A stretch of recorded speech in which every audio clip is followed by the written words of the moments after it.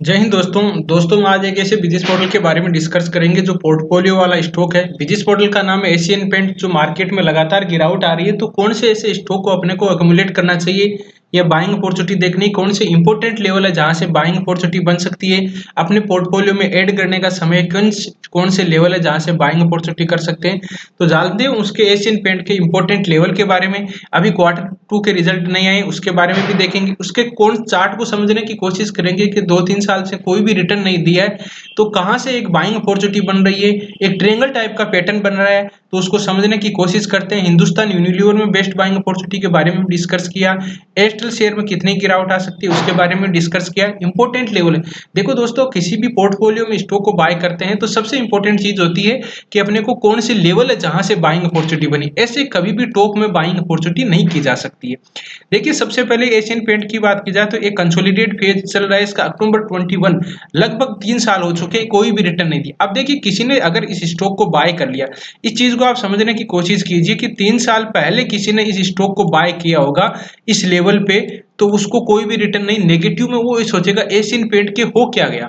ठीक है, ऐसा नहीं है दोस्तों। एशियन पेंट एक अच्छी रैली दे चुका, वो प्राइस को कंसोलिडेट करेगा, वो जरूरी है करना। नहीं तो फिर बाद में इतनी अगर उसकी मान लीजिए सेल नहीं होगी, तो फिर बाद में जिस तरह से सेल हुई है वो अलग चीज है, लेकिन प्राइस हमेशा एक, देखो दिन और रात आते हैं उसी तरह से ही, इस तरह से साइकिल चलता रहता है। तो एक बार अप ट्रेंड आएगा तो फिर डाउन ट्रेंड आएगा। इसको चार्ट को भी देख लीजिए, पीछे भी देख लीजिए आप। अब देखो, यहाँ से लेके कब से लेके 16 से लेके और 18 तक, मतलब 2-2.5 साल इसने कोई भी रिटर्न नहीं दिया। 2-2.5 साल क्या, हाँ 2-3 साल इसने कोई भी रिटर्न नहीं दिया, फिर एक अच्छा रिटर्न दिया। और यही कंडीशन ये बन रही है इसकी। 2 साल 3 साल हो गए, कोई भी रिटर्न नहीं दी। इसका पहले का चार्ट भी देख लीजिए, ये देखिए 15 से लेके और 16 तक कोई भी रिटर्न नहीं दिया, फिर एक अच्छा रिटर्न दिया। और इससे पहले देखोगे तो इसका चार्ट तो ये देखिए, ये 12 से लेके और 12 से लेके ये पहले कोई रिटर्न नहीं दिया, 11 से लेके और ये 8-10 महीने कोई भी रिटर्न नहीं दिया। तो ये साइकिल चलती रहती है, तो उसको अपने को समझना होगा। अब देखो साइकिल ये कब टूटेगी उसको समझने की कोशिश करते हैं। अब ट्रेंड था ये, इसको अपन डाउन ट्रेंड नहीं बोलेंगे, कंसोलिडेट बोलेंगे, फेज बोलेंगे। अगर बात करें तो इसका देखिए फिबोनाची रिट्रेसमेंट की बात करें तो ज्यादातर फिबोनाची रिट्रेसमेंट एक, ये अभी 65 मतलब 38 पर ही रिट्रेसमेंट कर रहा है, 38 पर ही रिट्रेसमेंट कर रहा है। देखो 38 पर रीजन ये, जैसे ये हुआ एशियन पेंट हुआ, दूसरा बाद में एचडीएफसी बैंक हुआ, रिलायंस हुआ, टीसीएस हुआ। तो ये स्टॉक है जो आपको बहुत ही रेयर चांस में है कि 61% की रिट्रेसमेंट पे मिल जाए। अब इसका बात करें तो ये 61 यहाँ 38% पे आ सकता है मैक्सिमम। और अगर किसी ने मान ली ज्यादा ही मार्केट में गिरावट आ गई तो 50% से नीचे किसी भी सूरत में नहीं आने वाला।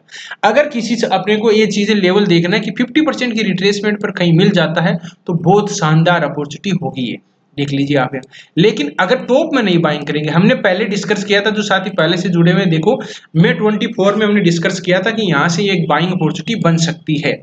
ठीक है, बाइंग अपॉर्चुनिटी बन सकती है और एग्जैक्ट वहीं से बना एक अच्छा मूवमेंट है। अब लेकिन इसका एक रेजिस्टेंस था, ये नहीं कि ये सीधा चलेगा। देखो अगर ये सीधा ऐसे ही चला जाएगा तो फिर बाद में सही प्रॉफिट कर लेंगे, इसका रेंज है। अब देखिए इसको रेंज को समझने की कोशिश कीजिए। ये देखिए एक ट्रायंगल टाइप का पैटर्न, ऊपर की तरफ एक ट्रेड लाइन है जिसका ये बार बार रेजिस्टेंस ले रहा है, और ये एक ट्रेड लाइन है जिसका ये बार बार सपोर्ट ले रहा है। जब तक ये ट्रायंगल पैटर्न को तोड़ेगा नहीं, तब तक इसमें कोई भी अच्छा मूवमेंट आने की पॉसिबिलिटी बहुत ही कम, रेयर चांस में है दोस्तों। ठीक है, उसको समझना है अपने को कि ऊपर की ट्रेड लाइन को इसको बार बार रेजिस्टेंस मिल रहा है। यहाँ पर देखिए बार बार रेजिस्टेंस मिला, एग्जैक्ट यहीं पर सेलिंग टीआरसीपी मिला है। अब बाइंग अपॉर्चुनिटी कर सकते हैं तो इस ट्रेड लाइन के पास में बाइंग अपॉर्चुनिटी बनेगी, या ये लेवल है बस इस लेवल। अब नीचे काटे तो ये मान के मत सोचना कि ये नीचे की तरफ काट देगा, बहुत रेयर चांसेस इसके काटने के एशियन पेंट के। अगर नीचे की तरफ काट के अगर कोई बाइंग टीआरसीपी हैमर कैंडलस्टिक या बुलिश इनगल्फिंग बन जाता है, तो बेहतरीन बाइंग अपॉर्चुनिटी होगी। इस चीज को समझिए। और अब की बार ये देखो रेंज, इसको अगर इसको पार कर देता है ब्रेकआउट, ये पार करने का तरीका देखो किस तरह से होगा। अचानक ब्रेकआउट कर दिया तो नीचे आने की पॉसिबिलिटी बनेगी, लेकिन ये ब्रेकआउट के बाद में अगर पुल बैक पैटर्न आके बाइंग टीआरसीपी जो ट्रेड लाइन का रेजिस्टेंस था वो सपोर्ट का काम करेगा, और फिर ऊपर की तरफ जाने की पॉसिबिलिटी बहुत ही ज्यादा हो जाती है। तो अपने को उस चीज का ध्यान रखना है कि ट्रेड लाइन को ब्रेकआउट करे और उसको बाहर करे, तो फिर बाद में अच्छा मूवमेंट। इसके देखिए दोस्तों क्वार्टरली जो रिजल्ट है किस तरह से, उसको देख लें। क्वार्टरली रिजल्ट इसके 2 के तो आए नहीं है, अभी जून के ही दिखाई दे रहे हैं इसमें। अब इसमें देखो जो कंसोलिडेट है, क्या इसके कंसोलिडेट दिखाई दे रहे हैं, ये चीज इंपॉर्टेंट है। मैं आपको बताता हूँ, बार बार हमने डिस्कस किया है कि मान लीजिए कि इस ट्रेड लाइन को अगर कोई भी ट्रायंगल टाइप के पैटर्न के अंदर कोई स्टॉक ट्रेड कर रहा है तो उसको एक बार देख लीजिए कि कहीं वो उसके क्वार्टरली रिजल्ट तो कंसोलिडेट नहीं दिखाई दे रहे। ज्यादातर में चांस होता है कि क्वार्टरली रिजल्ट अगर कंसोलिडेट है तो वो ट्रायंगल टाइप का पैटर्न बना देता है। अब इसी में देखिए, ये देखिए 1100, 1258, 1575, बाद में 1200 आ गया, 14 आ गया, 12 आ गया, 1167 आ गया। 1167 ये मतलब थोड़ा डिक्लाइन हुआ है, तो प्राइस में भी डिक्लाइन दिखाई दे रहा है। तो ये एक देखोगे तो ये कंसोलिडेट फेज वाले आपको ये ट्रायंगल टाइप के पैटर्न आपको ये दिखाई दे रहे हैं, इस तरह का जो कंसोलिडेट होता है और आपको चार्ट में अपने को कंसोलिडेट फेज दिखाई दे रहा है। तो सबसे इंपॉर्टेंट चीज है, ज्यादा वीडियो को बड़ा नहीं करेंगे, अपन यही देखने की समझने की कोशिश करेंगे कि इंपॉर्टेंट लेवल है इस ट्रायंगल पैटर्न को जब तक ब्रेकआउट नहीं करेगा तब तक कोई अच्छा मूवमेंट नहीं आएगा। क्वार्टरली रिजल्ट में अच्छा मूवमेंट आएगा तो अच्छा आए या ना आए, लेकिन ट्रायंगल पैटर्न को तब भी अच्छा मूवमेंट जब इसको मतलब प्राइस ऊपर की तरफ ब्रेकआउट करेगा, जब ट्रायंगल पैटर्न को ब्रेकआउट करेगा। यहाँ ये लेवल है बाइंग अपॉर्चुनिटी, यहाँ थोड़ा रिस्क रह जाएगा, लेकिन इस लेवल पे बहुत ही बेहतरीन बाइंग अपॉर्चुनिटी बन सकती है।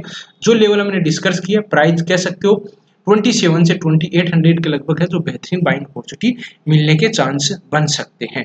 यहाँ पर भी कैंडलस्टिक पैटर्न बन जाता है, तो देखो यहाँ पर मान लीजिए मार्केट में समझ लीजिए थोड़ा सी अच्छी मूवमेंट आ जाता है ऊपर की तरफ, तो वो देखना है कि यहाँ पर इस तरह से कोई बाइंग टीआरसीपी कैंडलस्टिक पैटर्न बन जाता है तो वो एक बार जा भी सकता है, लेकिन रिस्क थोड़ा सी ज्यादा हुआ। ये लेवल बहुत ही इंपॉर्टेंट है जहां से एक बाइंग अपॉर्चुनिटी बन सकती है। तो दोस्तों इस तरह से आप स्टॉक में रणनीति बना सकते हो, अपने पोर्टफोलियो में ऐड करने का समय अगर डीप में मिले तो बाइंग अपॉर्चुनिटी कर सकते हैं, टॉप में कभी भी बाइंग अपॉर्चुनिटी नहीं करनी चाहिए, अपने लेवल का वेट करना चाहिए। इस तरह से अपने स्टॉक के पोर्टफोलियो को बढ़ा सकते हो। वीडियो अच्छा लगा हो, कंटेंट अच्छा लगा हो, वीडियो में कुछ सीखने को मिला हो तो वीडियो को लाइक कर सकते हो, दोस्तों के साथ शेयर कर सकते हो। जिन मेहमानों ने चैनल को सब्सक्राइब नहीं किया चैनल को सब्सक्राइब कर सकते हैं। किसी भी स्टॉक के बारे में एनालिसिस चाहते हो तो कमेंट में जरूर बताओ, उसके बिजनेस मॉडल, फंडामेंटल और टेक्निकल चार्ट को हम स्टेप बाय स्टेप समझने की कोशिश करेंगे। वीडियो एजुकेशन पर्पज से बनाया गया, किसी स्टॉक को बाय सेल करने से पहले अपने फाइनेंशियल एडवाइजर से जरूर सलाह मशवरा कर लीजिए, फिर डिसीजन लीजिए और आराम से सीखने की कोशिश कीजिए। वीडियो देखने के लिए बहुत बहुत धन्यवाद, मिलते हैं नेक्स्ट वीडियो में, तब तक के लिए दोस्तों बाय बाय, जय हिंद जय भारत।